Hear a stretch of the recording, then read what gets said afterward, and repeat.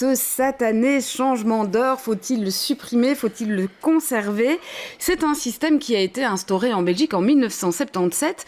Walter Eck, à l'époque, pourquoi est-ce qu'on a mis en vigueur ce changement d'heure chez nous? Donc ce changement d'heure a fait suite aux crises pétrolières. Il faut savoir que dans les années 70, et pour la Belgique 77, nous produisions notre électricité en grande partie à partir de fuel, de pétrole, de produits pétroliers.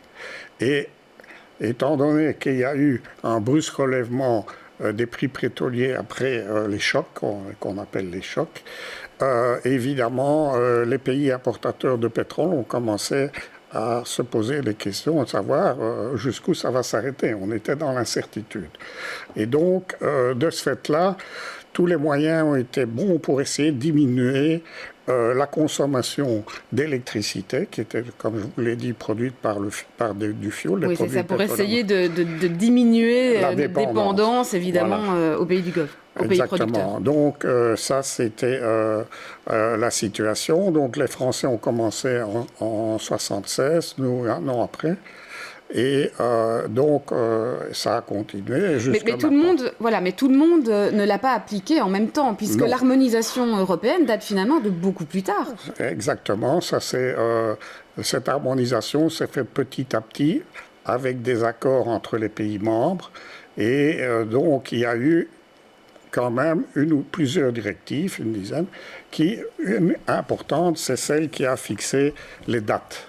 Tout le monde devait changer d'heure à la même date. Et donc en 2001, en l'occurrence, voilà, le système était devenu égal partout, harmonisé, partout au sein de l'Union européenne. En Europe, voilà, exactement.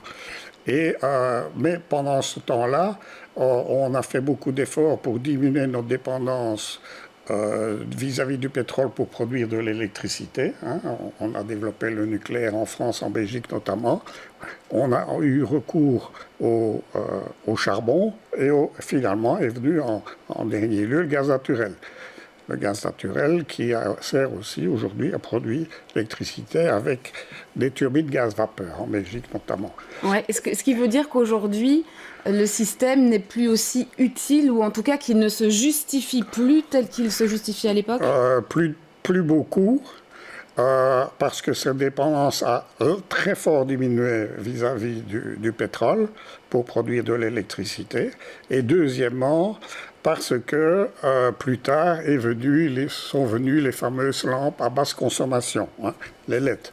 Donc ça veut dire que notre effort pour réduire notre consommation d'électricité d'éclairage, il n'a fait que se diminuer au fil du temps. Il s'est diminué au fil du temps. Pourtant, ce dispositif est tenace, puisqu'il est toujours là, ce changement d'heure. Il est toujours là. Il a l'avantage de nous conscientiser, je dirais, pour des économies d'énergie qui deviennent de plus en plus ténues.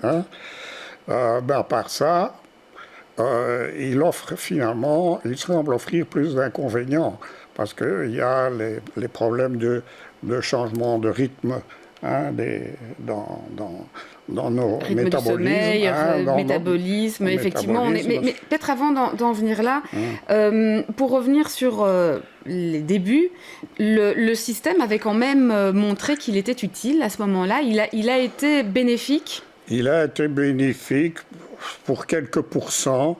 Pas plus. Finalement, il n'a pas été aussi utile que ce qu'on espérait ou que ce qu'on a présenté à l'époque. On a gagné, il faut dire qu'on a gagné, les derniers chiffres que j'ai, c'est 0,3% de diminution de la consommation électrique. Ouais, donc ça vous fait rire, quoi. Voilà, et c'est 4% pour l'éclairage, mais ça c'était en 2003.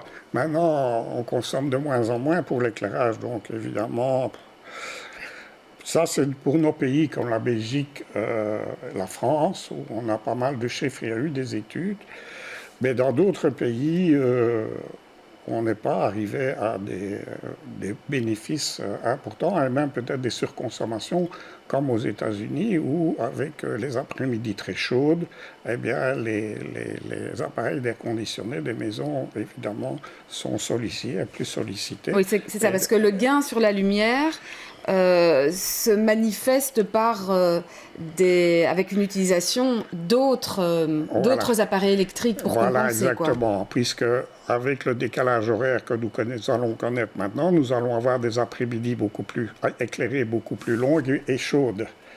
Et avec aussi peut-être le changement climatique, mais, les gens qui rentrent chez eux vont estimer qu'ils ont un peu trop chaud et on va mettre la clim.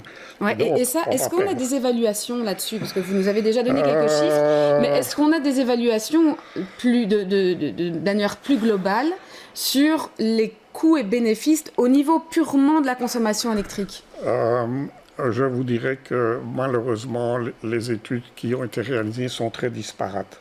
Et donc, de ce fait-là, il est difficile de donner des conclusions. Je sais qu'aux États-Unis, dans certains États, on arrivait à une surconsommation avec un décalage horaire, par exemple.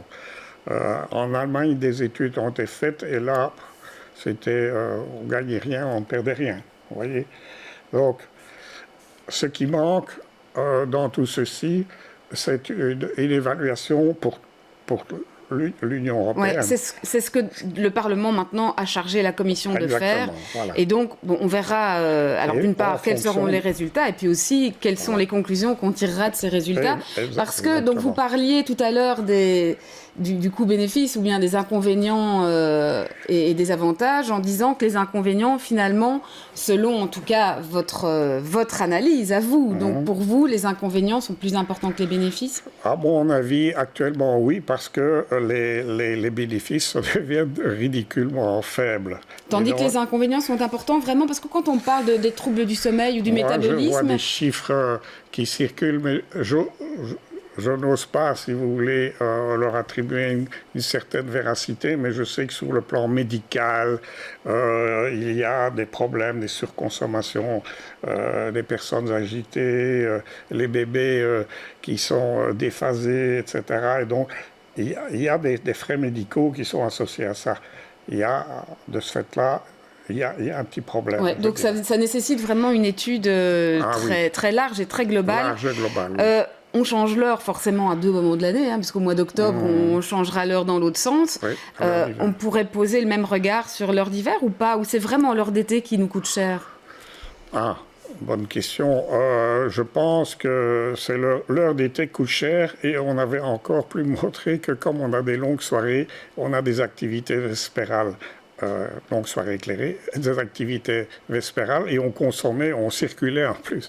Donc je pense que c'est difficile à dire parce que je n'ai pas un bilan très net en termes, mais je pense garder l'heure d'hiver n'est peut-être pas mal.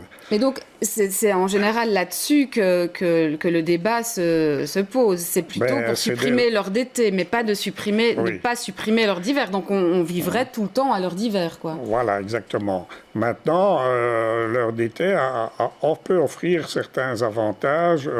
Je pense, si vous mettez des panneaux photovoltaïques sur votre toiture, vous allez utiliser de l'électricité plus tôt le matin. Et comme il y a de la lumière solaire, on peut effectivement valoriser mieux. Ouais. Est-ce que c'est une question qu'on ne peut pas se poser, ça justement? Est-ce qu'avec les nouvelles tendances de consommation énergétique aujourd'hui, est-ce que l'heure d'été ne pourrait pas retrouver une forme d'intérêt économique? Oui. Tout se discute. Ouais. Donc ça, ce sera peut-être l'objet aussi de cette étude qui sera menée au niveau de la... Parce que ce qu'il faut dire aussi, peut-être... pardon, je vous ai interrompu. Non. Il y a deux questions. Hein. Il y a le fait de changer d'heure et puis le fait de choisir le décalage, hein, heure d'été, heure d'hiver. Et donc, c'est 2 questions importantes à se poser. Ici, je pense déjà, si on peut éviter de décaler 2 fois par an, je trouve que ça serait quand même pas mal. Vous savez, moi, je mets une demi-heure, 3/4 d'heure pour régler toutes mes pendules. Non, c'est pas évident. Ouais. Enfin bon, maintenant, de nos jours, il y a beaucoup de pendules qui se changent aussi automatiquement sans qu'on ait besoin de faire aucune manipulation. Oui, mais on n'a pas que ça. Hein. On n'a pas que ça. Ouais. Donc, je pense aux personnes âgées aussi. Tout ça est discutable. Bon, en tout cas, tous les pays européens ne sont pas d'accord. Ils sont divisés sur le sujet. Ils sont divisés parce que ils sont situés sur une très large amplitude, je dirais, en termes de fuseau horaire. Hein. Vous avez à la même heure légale, vous avez des pays qui sont situés très à l'est, évidemment. Et par rapport au Soleil, c'est très différent de nous. Hein. Donc nous, on dort encore que il y a en Autriche ou que sais-je, ils ont déjà la lumière. Donc, mais si on va plus vers là, je pense ils sont plus près de l'heure solaire. Donc il y a aussi une fixation dans la tête de nos décideurs, c'est de se situer le plus proche possible de l'heure solaire. Donc, et nous sommes décalés cette fois à 2 heures. Ouais, donc il y a quand même beaucoup d'éléments qui rentrent en ligne de compte. Hein. Donc, merci en tout cas Walter Heck d'être venu nous éclairer, vraiment sans mauvais jeu de mots sur la question.